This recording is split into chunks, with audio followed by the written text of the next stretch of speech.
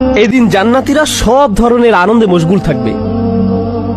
শুগলিন, ব্যস্ত কার্যকলাপে মেতে থাকবে, আড্ডা দিবে, ঘুরতে যাবে, এখানে পার্টি করছে, ওখানে খেলাধুলা করছে। ফাকিহুন, চরম খুশি থাকবে, হাসবে, তাদের জীবনের সেরা সময় কাটাবে। সেখানে এমন একটি কাজও থাকবে না যা করলে আপনি ক্লান্ত হয়ে যাবেন। দুনিয়াতে মৌজমাস্তি করে মানুষ ক্লান্ত হয়, কিন্তু জান্নাতে এমনটি হবে না। জান্নাতে কোনো ঘুম নেই। আল্লাহ চান না আপনি যেন এক মুহূর্তের আনন্দও মিস করেন, এক মুহূর্তের সুখও মিস করেন।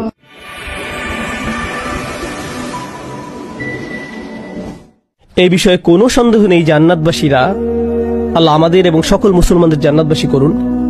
জান্নাতবাসীরা, জান্নাতীরা এই দিন ইন্না আসহাবাল জান্নাহ আল ইয়াউম, আজকে শুগলিন ফাকিহুন, এই দিন জান্নাতীরা আনন্দে মশগুল থাকবে।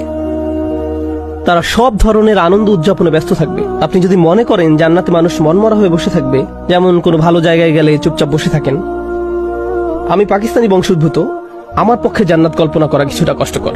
আপনাদের বলছি কেন। পাকিস্তানি সমাজে আপনি যদি সত্যি ধনী কোনো বাড়িতে বাস করেন, তাহলে আপনাকে বাড়ির সর্বত্র কাচের তৈরি বিভিন্ন আসবাবপত্র দিয়ে সাজিয়ে রাখতে হবে, যেটা একজন মানুষের স্বাভাবিক চলাফেরায় বাধার সৃষ্টি করে। এবং এই জন্য যদি আপনি কোথাও বসেন, আপনাকে মূর্তির